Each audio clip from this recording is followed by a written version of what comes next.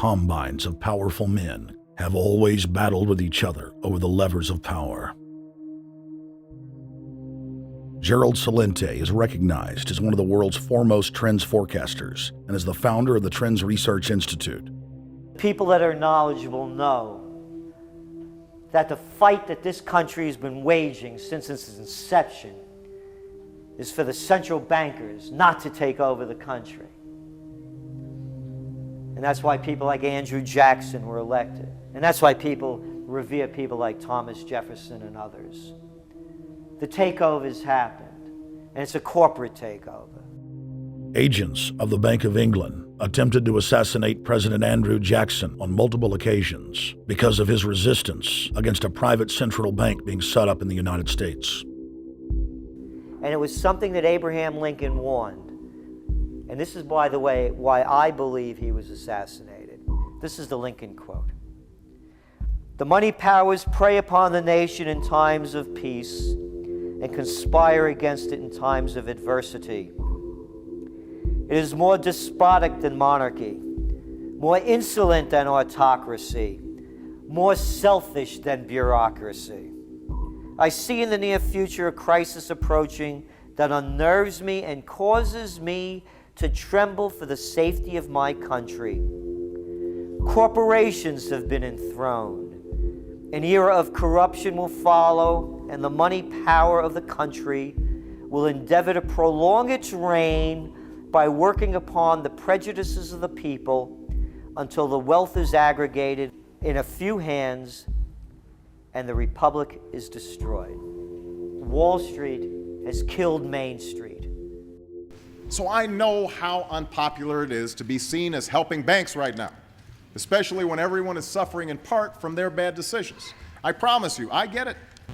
Up until about the Kennedy assassination and the beginning of the war in Vietnam, the United States is a very powerful engine for world progress. It's the assassinations, the Kennedy assassination, and the others in the 1960s, the beginning of the Vietnam War, and the beginning of the absolute domination of the Wall Street Group over every other interest. Nobody else counts except the Wall Street money masters. That has now made the United States into no longer a force for progress, but something very different, often a force for destruction in the world. The military-industrial complex has taken over the country along with the Wall Street gang. If you look also at the people that Obama has put on his appointments list, it's all Wall Street. It's government of Wall Street, by Wall Street, and for Wall Street. There's nobody from heavy industry. There's nobody from the auto sector, nobody from Silicon Valley, nobody from big oil, nobody from defense, no labor, no women, no retirees, no small business, nothing. It's pure Wall Street. The only people who have a voice in Obama's councils are Wall Street finance oligarchs. That's all there is. Nobody else counts for anything under Obama. It's the most extreme Wall Street administration we've ever had. Before his death, President Woodrow Wilson apologized to the public, regretting that he had been deceived by a group of international bankers and the country's financial system had fallen into their iron grip via the Federal Reserve Act of 1913. Whether sought or unsought by the military-industrial complex, the potential for the disastrous rise of misplaced power exists and will persist. Dwight D. Eisenhower, he warned the people that the military-industrial complex was taking over the country. Only 3 years after leaving office, President Eisenhower's prophetic warning concerning the threat posed to our system of government by the military-industrial complex came to pass. President John F. Kennedy had enraged the entire elite network. Now, Kennedy was brought in as somebody who was expected to be a puppet. It was thought that his pro-Nazi father, Joseph P. Kennedy, the bootlegger, the speculator, would guarantee that Kennedy would be obedient to the establishment.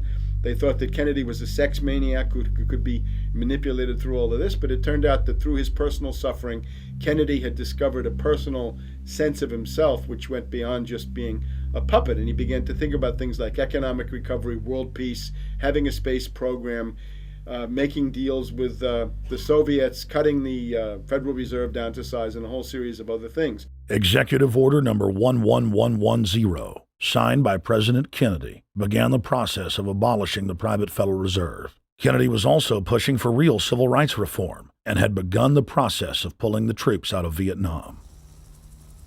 The last time you had an actual president was Kennedy. The oligarchs took swift and decisive action. When John Kennedy attempted to take the government back from the robber barons, he was brutally murdered. The message to future U.S. presidents and leaders across the world was clear: do as you're told or die. John Fitzgerald Kennedy was the last true president of the United States. And until the globalists are removed from power, we will never have another real one. The other thing about the American presidency you've got to remember is that this is a puppet post. It's automatically going to be a puppet post. The idea that Obama is somebody who's going to come in and exercise real authority when he's obviously been chosen and given everything that he's got by these financiers. Presidents are now little more than corporate pitchmen who take all the political heat, while the controllers remain in the shadows, safe from public scrutiny. Hip-hop icon KRS-One is not just known for selling millions of albums. He has led a tireless crusade against youth violence and has been a strong voice for human rights. If they controlled it before, what makes you think they're not controlling it now? The country was on a verge of revolution. They threw a black man up. Now we like this. They give him the money, they give him the bundling, they give him vote fraud, they give him the media whores, they give him goons. They even have elected officials making threats to put people in jail if they criticize Obama in public. All of this is the mark of a puppet. And that means that he is a puppet, actually more of a puppet than anybody else, more of a puppet than Mrs. Clinton would have been, even more of a puppet than McCain. He's the maximum puppet that we've had certainly since Jimmy Carter. They put a black face on the New World Order, and now we all happy.